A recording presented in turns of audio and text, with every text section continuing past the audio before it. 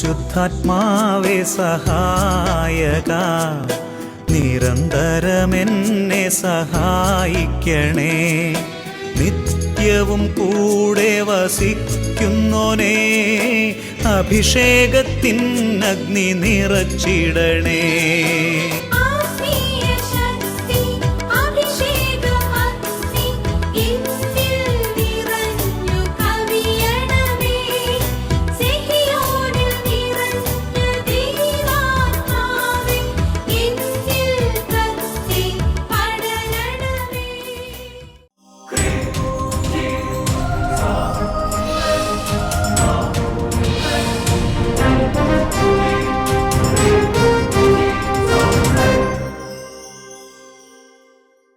നല്ല സന്തോഷത്തോടെ സ്വരമുയർത്തി എല്ലാ ദൈവമക്കളും ഉറക്കെ പറ, ഹല്ലേലൂയ, ഹല്ലേലൂയ.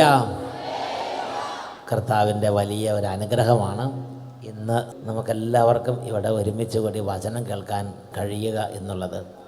പ്രിയപ്പെട്ട സഹോദരങ്ങളെ, ദിനവൃത്താന്തത്തിൻ്റെ 2-ാമത്തെ പുസ്തകം 33-ാമത്തെ അധ്യായം 1 മുതലുള്ള വാക്യങ്ങൾ, അവിടെ ഒരു രാജാവിൻ്റെ അനുഭവം രേഖപ്പെടുത്തപ്പെട്ടിരിക്കുകയാണ്.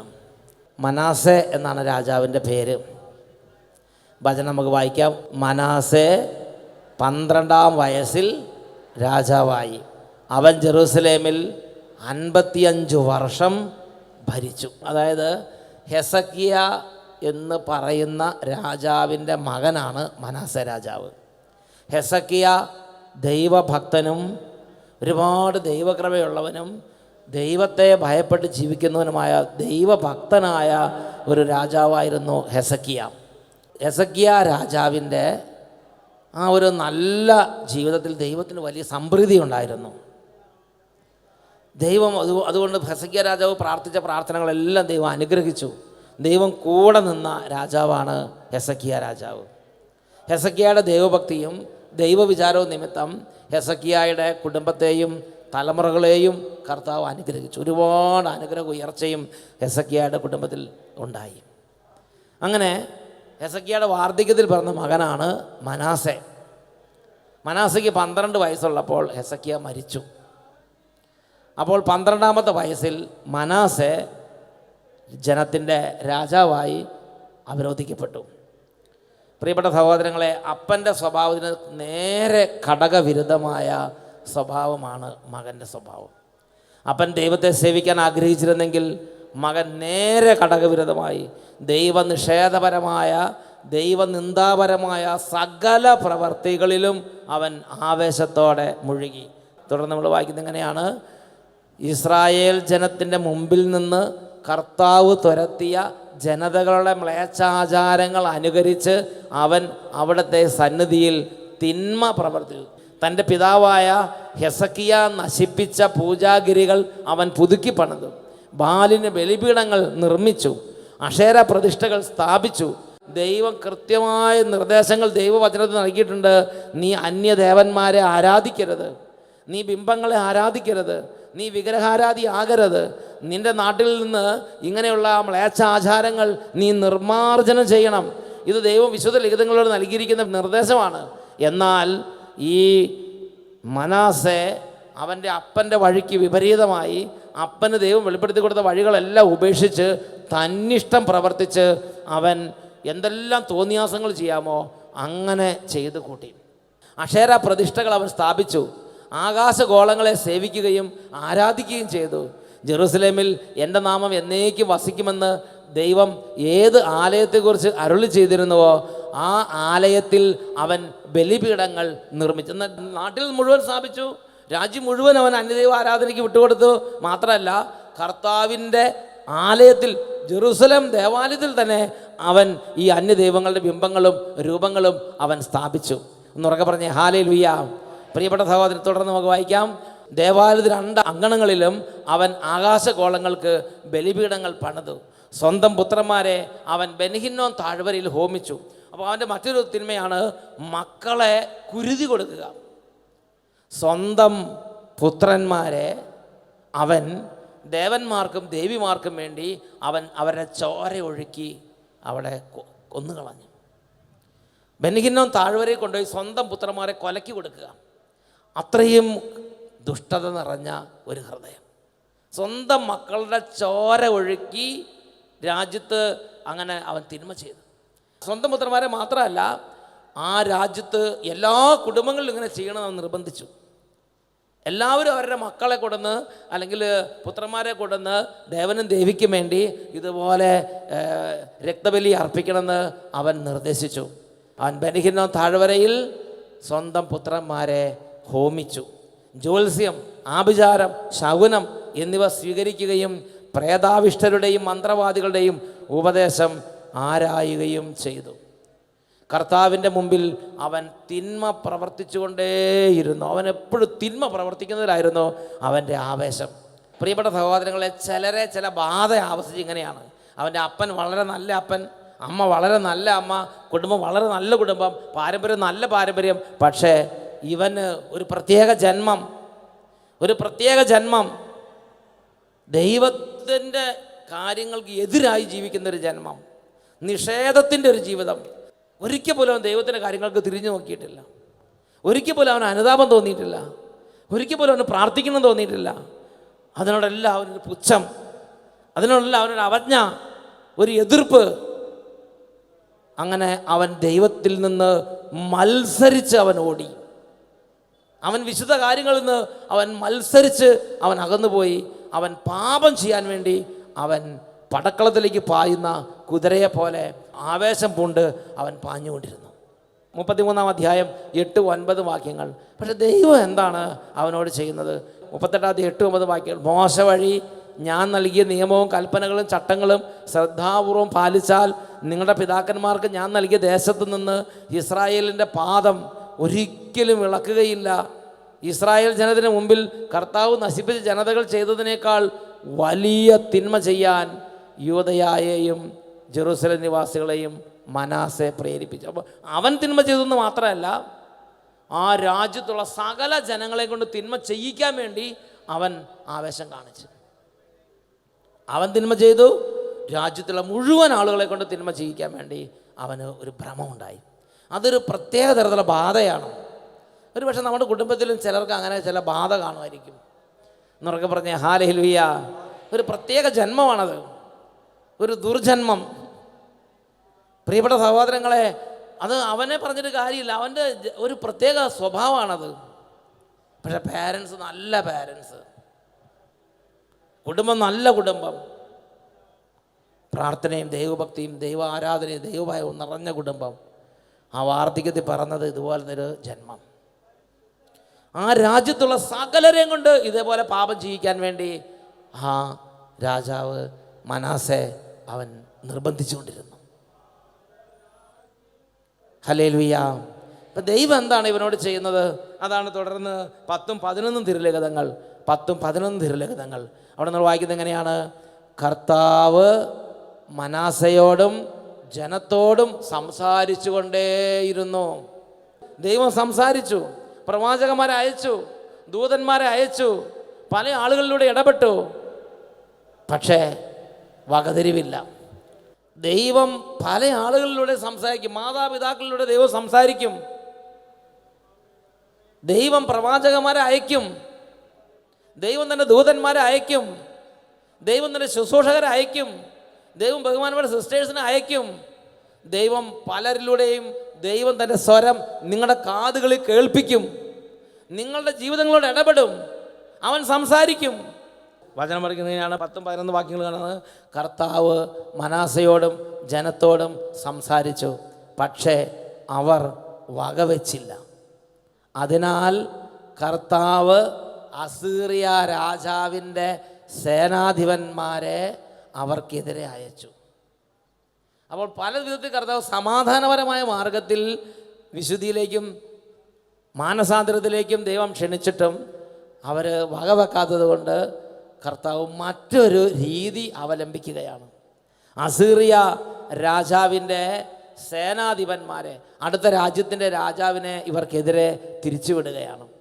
പ്രിയപ്പെട്ട സഹോദരങ്ങളെ, ആ രാജാവ്, അസീറിയ രാജാവ് വന്നു. ആ രാജാവിൻ്റെ പട്ടാളക്കാർ വന്നു. അവർ ഈ രാജ്യത്തെ കീഴടക്കി എല്ലാം തച്ചുടച്ച് തരിപ്പണമാക്കി കളഞ്ഞു. സകലത്തെ നശിപ്പിച്ചു. കൊട്ടാരം നശിപ്പിച്ചു, ഇവരുടെ കുടുംബാംഗങ്ങൾ നശിപ്പിച്ചു, രാജപുത്രന്മാരെ നശിപ്പിച്ചു, കുടുംബം എല്ലാം നശിപ്പിച്ച് രാജാവിനെ ബന്ദിയാക്കി. ഈ മനാസെ രാജാവിനെ കയ്യും കാലും കെട്ടി അവനെ ബന്ദിയാക്കി. എല്ലാം നഷ്ടപ്പെട്ടു. ശത്രു രാജ്യത്തേക്ക് കൊണ്ടുവന്ന് രാജാവിൻ്റെ തടങ്കലിൽ അവനെ പൂട്ടി. ഇപ്പോൾ വലിയൊരു പാതാള കിണർ പോലുള്ള ഒരു കുഴിയിൽ സൂര്യവെളിച്ചം കാണാതെ ഒരു അധികമായ ഇരുട്ടിൽ, കൂരിരുട്ടിൽ ഇവൻ ഇങ്ങനെ ദിനരാത്രങ്ങൾ കഴിയുകയാണ്. ഇപ്പോൾ ഭാര്യയില്ല, മക്കളില്ല, കൊട്ടാരയില്ല, പദവിയില്ല, എല്ലാം നഷ്ടപ്പെട്ട് ബന്ധനസ്ഥന ചങ്ങലക്കിട്ട് അങ്ങനെ തടവറയിൽ പൂട്ടപ്പെട്ട് കിടക്കുകയാണ്.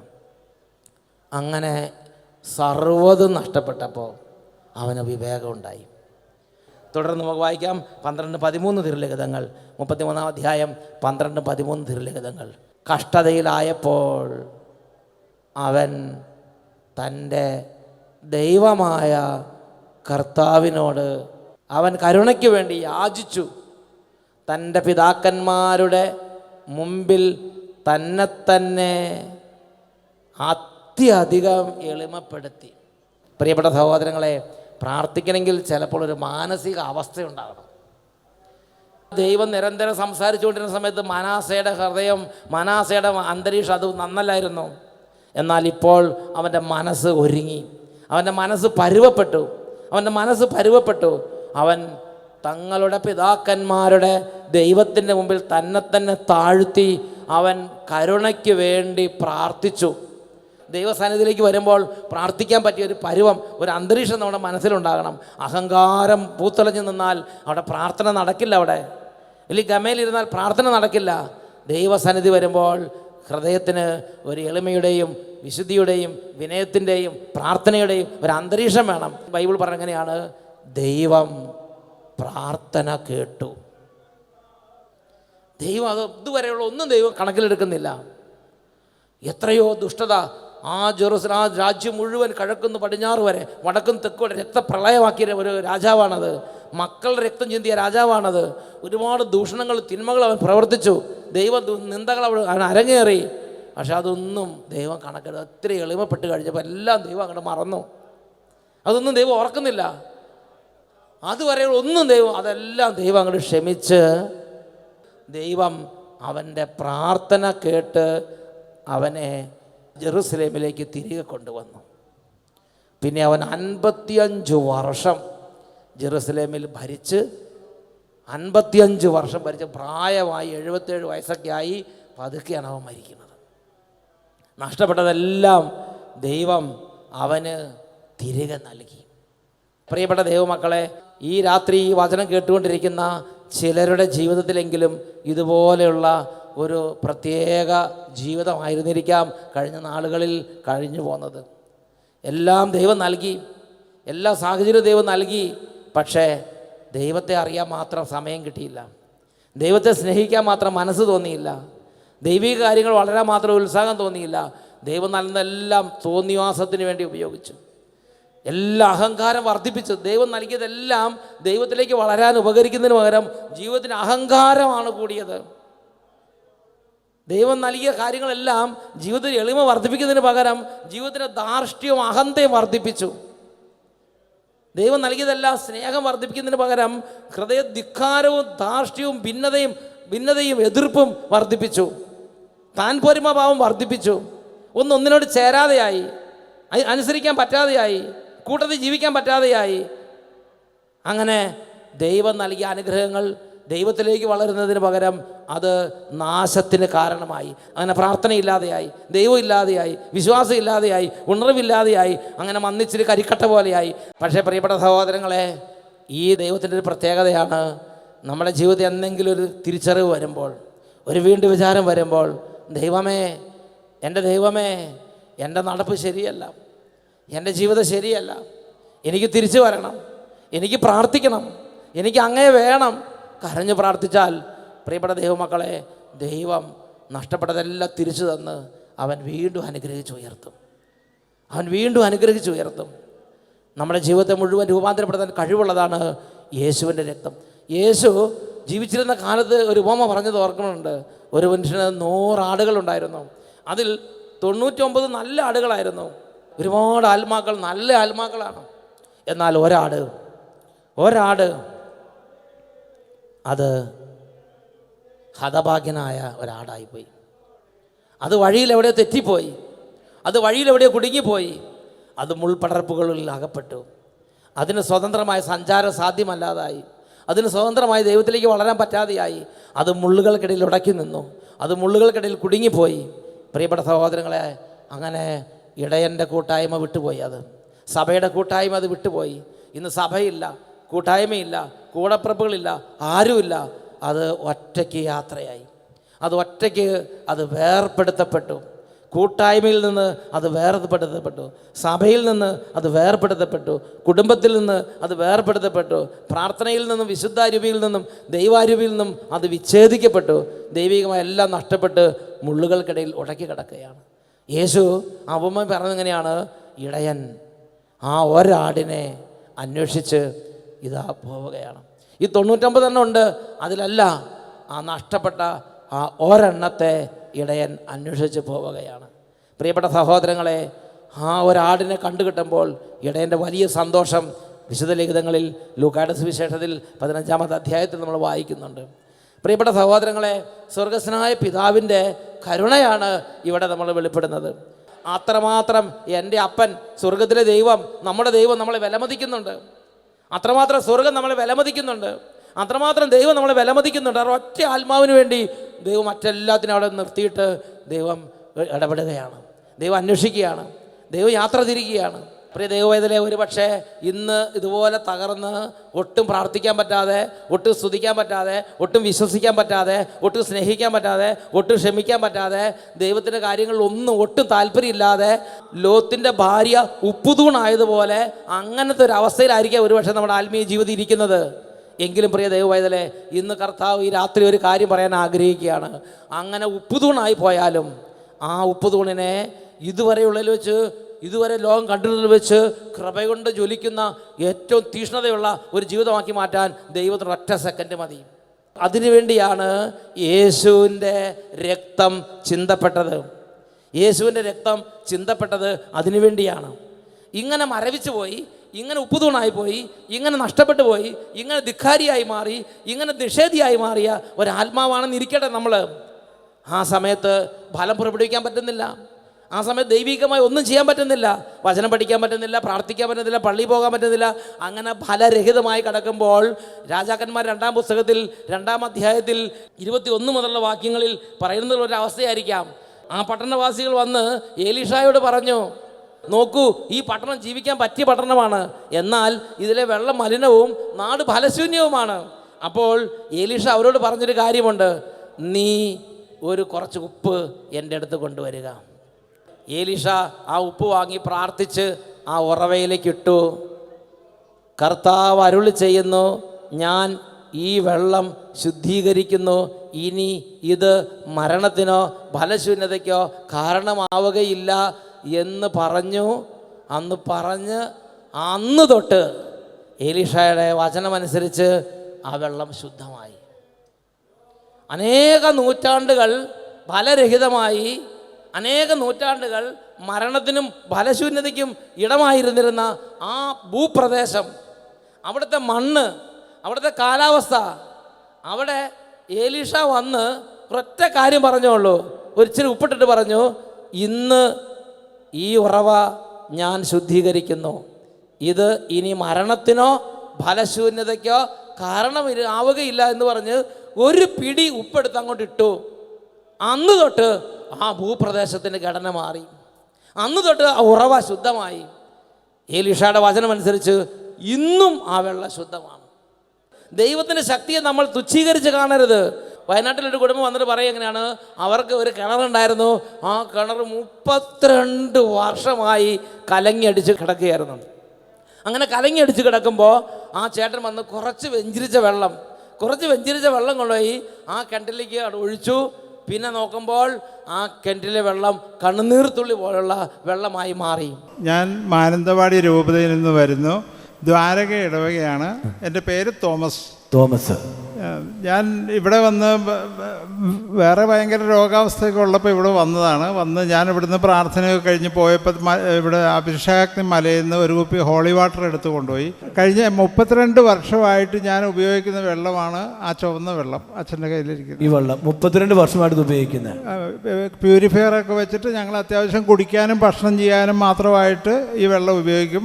മറ്റേ ഇപ്പോൾ അത് കഴിഞ്ഞിട്ട് അഭിഷേകാഗ്നി മലയിലെ വെള്ളം കൊണ്ടുപോയി ഞങ്ങൾ വിശ്വാസപ്രമാണം ചൊല്ലി പ്രാർത്ഥിച്ച് കിണറ്റിലൊഴിച്ച് കഴിഞ്ഞ് ഒരാഴ്ച കഴിഞ്ഞ് ഞങ്ങൾ പോയി. കിണർ കുറേ അകലെയാണ് ഉള്ളത്. ഒരാഴ്ച കഴിഞ്ഞ് പോയി നോക്കുമ്പോൾ നല്ല വെള്ളം കാണുന്നത്. ഈ വെള്ളം കിട്ടിയതല്ലേ? അതെ അതെ. 32 വർഷമായിട്ട് ഉപയോഗിക്കുന്നത്. കുറച്ചൊക്കെ പ്യൂരിഫൈ ചെയ്ത് ഇതിൻ്റെ കലക്കലൊക്കെ മാറ്റി അങ്ങനെ ഉപയോഗിച്ചുകൊണ്ടിരുന്നു. അങ്ങനെ ഇവിടെ പ്രാർത്ഥിക്കാൻ വന്നപ്പോൾ അഭിഷേകാഗ്നി മലയിലെ കുരിശൻ തൊട്ടിയിൽ നിന്ന് ഹന്നാമെള്ളം ഒരു കുപ്പി എടുത്തുകൊണ്ട് പോയി. എന്നിട്ട് ഈ വെള്ളത്തിൽ കൊണ്ടുപോയി ഒഴിച്ചു. പിന്നീട് നോക്കുമ്പോൾ ആ വെള്ളത്തിൻ്റെ അവസ്ഥ ഇതാ. Hallelujah, hallelujah. 32 വർഷമായിട്ട് ഇങ്ങനെ കിടന്ന വെള്ളം ആ ഹന്നാമെള്ളം ഒഴിച്ചതിന് ശേഷം പിന്നീട് ഇതുപോലെ കണ്ണുനീർ തുള്ളി പോലെ നല്ല തെളിഞ്ഞ വെള്ളം കിട്ടാനായിട്ട് ഈശോ അനുവദിച്ചു. പ്രിയപ്പെട്ട സഹോദരങ്ങളെ, ഹെബ്രായ ലേഖനം 9 അധ്യായം 13-14 വാക്യങ്ങൾ. ഹെബ്രായ ലേഖനം 9 അധ്യായം 13-14 വാക്യങ്ങൾ. കോലാടുകളുടെയും കാളക്കിടാങ്ങളുടെയും രക്തം തളിക്കുന്നതും പശുക്കിടാവിൻ്റെ ഭസ്മം വിതറുന്നതും അശുദ്ധരെ ശാരീരികമായി ശുദ്ധീകരിക്കുന്നു. എങ്കിൽ നിത്യാത്മാവ് മൂലം കളങ്കമില്ലാതെ ദൈവത്തിന് തന്നെ സമർപ്പിച്ച ക്രിസ്തുവിൻ്റെ രക്തം ജീവിക്കുന്ന ദൈവത്തെ ശുശ്രൂഷിക്കാൻ നമ്മുടെ അന്ധകരണത്തെ നിർജീവ പ്രവൃത്തികളിൽ നിന്ന് എത്രയധികമായി വിശുദ്ധീകരിക്കുകയില്ല. യേശു ക്രിസ്തുവിൻ്റെ രക്തം വഴി നമ്മുടെ ജീവിതത്തിലെ ഇപ്പോഴത്തെ അന്ധകാരം പിടിച്ച കരിക്കട്ട പോലെയുള്ള ഈ ജീവിതം മുഴുവനും മാറി നല്ല പളുങ്ക് പോലെ വിശുദ്ധി കൊണ്ട് നിറഞ്ഞ സ്ഫടികം പോലെ ക്രിസ്റ്റൽ ക്ലിയറായ വിശുദ്ധ ജീവിതം സാധ്യമാണെന്ന് ദൈവത്തിൻ്റെ വചനം നമുക്ക് വെളിപ്പെടുത്തി തരികയാണ്. പത്രോസിലേക്ക് എഴുതിയ 1-ാമത്തെ ലേഖനത്തിലേക്ക് വരാം. പത്രോസിലേക്ക് 1-ാമത്തെ ലേഖനത്തിൽ 1-ാം അധ്യായം 1-2 വാക്യങ്ങൾ. അവിടെ നിന്ന് വായിക്കുന്നത് എങ്ങനെയാണ്? യേശു ക്രിസ്തുവിൻ്റെ അപ്പോസ്തലനായ പത്രോസ്, പിതാവായ ദൈവത്താൽ തെരഞ്ഞെടുക്കപ്പെട്ടവരും യേശു ക്രിസ്തുവിന് വിധേയരായിരിക്കുന്നതിനും അവൻ്റെ രക്തത്താൽ തളിക്കപ്പെടുവാൻ വേണ്ടി മുൻകൂട്ടി നിശ്ചയിക്കപ്പെട്ടവരും ആത്മാവിനാൽ വിശുദ്ധീകരിക്കപ്പെട്ടവരുമായി പോന്തസിലും ഗലാത്തിയായാലും കപ്പദോക്യയിലും ഏഷ്യയിലും ബിഥീനിയായാലും പ്രവാസികളായി ചിതറിപ്പാർക്കുന്നവർക്ക് എഴുതുന്നത്. അപ്പോൾ ആ വ്യക്തികളുടെ പ്രത്യേകതയാണ് യേശു ക്രിസ്തുവിൻ്റെ രക്തത്താൽ തളിക്കപ്പെടുന്നതിന് വേണ്ടി പിതാവായ ദൈവത്താൽ മുൻകൂട്ടി നിശ്ചയിക്കപ്പെട്ടവർ, മുൻകൂട്ടി തിരഞ്ഞെടുക്കപ്പെട്ടവർ, അവരാണ് ഇവിടെ ഇരിക്കുന്നത്. യേശുവിൻ്റെ ഈ രക്തം നമ്മുടെ അന്ധകരണത്തെ, നമ്മുടെ ജീവിതത്തെ ഇപ്പോൾ ആയിരിക്കുന്ന കരിക്കട്ട പോലുള്ള അവസ്ഥകളിൽ നിന്ന് അധികമായ വിധം വിശുദ്ധീകരിച്ച് അത്ഭുതകരമായി വിശുദ്ധി കൊണ്ട് നമ്മളെ രൂപാന്തരപ്പെടുത്തും. ഇന്ന് കലങ്ങി മറിഞ്ഞു കിടക്കുന്ന കരിങ്കടൽ പോലെ, ഉപ്പുകടൽ പോലെ, ചാവുകടൽ പോലെയാണ് നമ്മുടെ ഹൃദയമെങ്കിൽ അതിനെ ജീവൻ്റെ എല്ലാം നിദാനമായി മാറുന്ന വലിയ പളുങ്ക് കടലാക്കി മാറ്റാൻ യേശു ക്രിസ്തുവിൻ്റെ ഈ രക്തത്തിന് കഴിയും. പത്രോസിലേക്ക് എഴുതിയ 1-ാം ലേഖനത്തിൽ 1-ാം അധ്യായം 18-19 തിരുലിഖിതങ്ങൾ. അവിടെ നമ്മൾ വായിക്കുന്നത് എങ്ങനെയാണ്? പിതാക്കന്മാരിൽ നിന്ന് നിങ്ങൾക്ക് ലഭിച്ച വ്യർത്ഥമായ ജീവിത രീതിയിൽ നിന്ന് നിങ്ങൾ വീണ്ടെടുക്കപ്പെട്ടത് നശ്വരമായ വെള്ളിയോ സ്വർണമോ കൊണ്ടല്ല എന്ന് നിങ്ങൾ അറിയുന്നുവല്ലോ. കറയോ കളങ്കമോ ഇല്ലാത്ത കുഞ്ഞാടിൻ്റേതുപോലുള്ള ക്രിസ്തുവിൻ്റെ അമൂല്യ രക്തം കൊണ്ടത്രേ. ദൈവത്തെ അറിയാത്ത, ദൈവത്തെ അന്വേഷിക്കാൻ പറ്റാത്ത, പ്രാർത്ഥിക്കാൻ പറ്റാത്ത, വിശുദ്ധിയില്ലാത്ത, എപ്പോഴും അശുദ്ധി നിറഞ്ഞ, എപ്പോഴും തിന്മയിലേക്ക് മാത്രം ചാഞ്ഞിരിക്കുന്നൊരു ഹൃദയമാണ് ഇപ്പോൾ ഉള്ളതെങ്കിലും അതിനെ രൂപാന്തരപ്പെടുത്തുന്ന ഒരു അത്ഭുതകരമായ ഒരു വാഗ്ദാനം ദൈവം നമുക്ക് നൽകിയിട്ടുണ്ട്. യേശു ക്രിസ്തുവിൻ്റെ രക്തം. ഈ രാത്രി ഞാനും നിങ്ങളിവിടെ ഒരുമിച്ച് കൂടിയിരിക്കുമ്പോൾ എൻ്റെയും നിങ്ങളുടെയും ജീവിതത്തെക്കുറിച്ചുള്ള സ്വർഗസ്വനായ പിതാവിൻ്റെ വലിയ ഒരു പ്രതീക്ഷ, വലിയൊരു ചിന്ത എൻ്റെയും നിങ്ങളുടെയും ഹൃദയം എനിക്കും നിങ്ങൾക്ക് വേണ്ടി രക്തം ചിന്തിയ യേശു ക്രിസ്തുവിൻ്റെ കുരിശ് മരണത്തിൽ ഉറപ്പിക്കണമെന്നുള്ളതാണ്. എഴുന്നേറ്റ് തന്നെ പ്രിയപ്പെട്ട ദൈവമക്കളെ, ദൈവപുത്രനായ യേശുവിൻ്റെ കുരിശ് മരണത്തിൽ നിങ്ങളുടെ ഹൃദയം ഉറയ്ക്കണം. ദൈവപുത്രനായ യേശുവിനെ അറിയണം. ഒരു പക്ഷേ മനാസയെ പോലെയുള്ള ഒരു ജീവിതമായിരിക്കാം ഇപ്പോൾ ഉള്ളത്. എങ്കിലും മക്കളെ, നിരാശപ്പെടേണ്ട ആവശ്യമില്ല. എനിക്ക് നിങ്ങൾക്ക് വേണ്ടി ചിന്തപ്പെട്ട യേശുവിൻ്റെ രക്തം സകല തിന്മകളിൽ നിന്ന് കഴുകുന്ന രക്തമാണ്. ഈ രാത്രി പ്രിയ മക്കളെ, ഒരുപക്ഷെ ജീവിതം ഓരോ അവസ്ഥകളിലൂടെ കടന്നു പോവുകയായിരിക്കും. ഒരുപക്ഷെ ഒരുപാട് നാളായി ദൈവം നഷ്ടപ്പെട്ട ഒരാത്മാവായിരിക്കാം. വിശുദ്ധി നഷ്ടപ്പെട്ട ഒരു ആത്മാവായിരിക്കാം, കരിക്കട്ട പോലെ ആയ ഒരു ആത്മാവായിരിക്കാം. ഒരുപക്ഷെ ദൈവിക വരപ്രസാദമെല്ലാം നഷ്ടപ്പെട്ട്, വിശുദ്ധിയുടെ വസ്ത്രമെല്ലാം നഷ്ടപ്പെട്ട്, പ്രാർത്ഥനയുടെ കൃപയെല്ലാം നഷ്ടപ്പെട്ട് വെറും കരിക്കട്ട പോലെ എല്ലാം അധപ്പതിച്ച് പോയൊരവസ്ഥയായിരിക്കാം. ഒരു സെക്കൻഡ് പോലും ദൈവസേന ഇരിക്കാൻ പറ്റാത്തൊരവസ്ഥയായിരിക്കാം. വചനം കേൾക്കുമ്പോൾ എഴുന്നേറ്റ് ഓടിപ്പോകണം തോന്നുന്ന അവസ്ഥയായിരിക്കാം. ഈ അവസ്ഥയിലൊക്കെ മാറാൻ എൻ്റെ കർത്താവ് യേശുവിൻ്റെ രക്തം എന്നെ ഈ രാത്രി വ്യത്യാസപ്പെടുത്തും. രണ്ട് കരങ്ങൾ നന്നായിട്ട് ഉയർത്തിപ്പിടിക്കുക, ഉച്ചത്തിൽ സ്തുതിക്കുക. എത്രമാത്രം ഉച്ചത്തിൽ സ്തുതിക്കാമോ അത്രമാത്രം ഉച്ചത്തിൽ സ്തുതിക്കുക. ഹല്ലേലൂയ, ഹല്ലേലൂയ, വലിയ സ്വരത്തിൽ ദൈവമേ എനിക്ക് യേശുവിനെ വേണം, ബാക്കിയെല്ലാം എടുത്തുകൊള്ളുക. യേശുവിൻ്റെ പിന്നാലെ പോകാൻ ഒരു ദൃഢമായ തീരുമാനം എടുക്കുക. യേശുവിനെ മാത്രം മതി. യേശുവിൻ്റെ അത്ഭുതകരമായ സ്നേഹം, യേശുവിൻ്റെ നാമത്തിലുള്ള വിടുതൽ, അത് മാത്രം ആഗ്രഹിക്കുക. രണ്ട് കരങ്ങൾ ഉയർത്തി എത്രമാത്രം ഉച്ചത്തിൽ യേശുവിനെ വിളിക്കാമോ അത്രയും ഉച്ചത്തിൽ യേശുവിനെ ഒരുമിച്ച് ഉറക്കെ വിളിക്കുന്നു. യേശുവിനെ മാത്രം നൽക, ബാക്കിയെല്ലാം മാറ്റുക. തീരുമാനം ചെയ്തു മേലിൽ പിന്നിലേക്കില്ലൽപ്പവും യേശുവിൻ്റെ പിന്നാലെ കരങ്ങൾ കൂപ്പി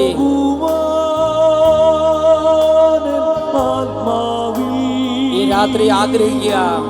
തീരുമാനം ചെയ്തു മേലിൽ പിന്നിലേക്ക് അല്പവും. തീരുമാനം ചെയ്തു മേലിൽ പിന്നിലേക്ക് അല്പവും.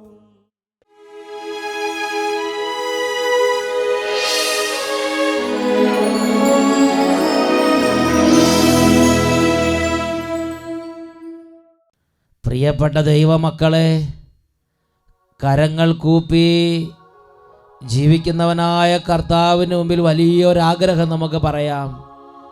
എൻ്റെ ഹിതം പോലെ നടത്തരുത് കർത്താവേ, അങ്ങയുടെ ഇഷ്ടം പോലെ എന്നെ നയിക്കണമേ. എന്റെ ഹിതം പോലെ നടത്തരുതേ, തിരുഹിതം പോലെ നയിക്കണമേ. എല്ലാവരും ചേർന്ന് ഒരുമിച്ച് എന്റെ ഹിതം പോലെ നടത്തരുതേ, തിരുഹിതം പോലെ നയിക്കണമേ. ജീവിത പാതയിൽ പതറിടാതെ സ്വർഗഭവനത്തിലെത്തുവോളവും. ജീവിത പാതയിൽ പതറിടാതെ സ്വർഗഭവനത്തിലെത്തുവോളവും. രണ്ട് കരങ്ങൾ ഉയർത്തി ഉച്ചത്തിൽ വിളിക്കുന്നു യേശു. ഹൃദയം നുറുങ്ങി യേശുവിനെ വിളിക്കുന്നു രക്ഷിതാവേ.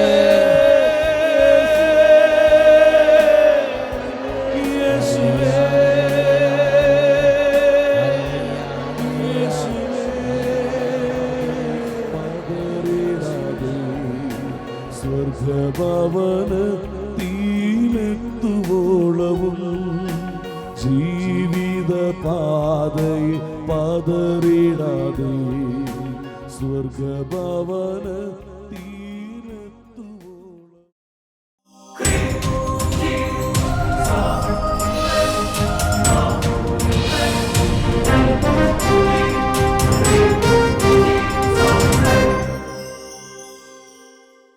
കൊടുങ്കാറ്റടിക്കും ആരവത്തോടെ, അഗ്നിനാവുകൾ തൻ രൂപത്തോടെ, ഭൂമിയിളകും അഭിഷേക ശക്തിയായി, ഭൂമിയിളകും അഭിഷേക ശക്തിയായി. റൂഹായേ വേഗം ആഗതനാകണമേ.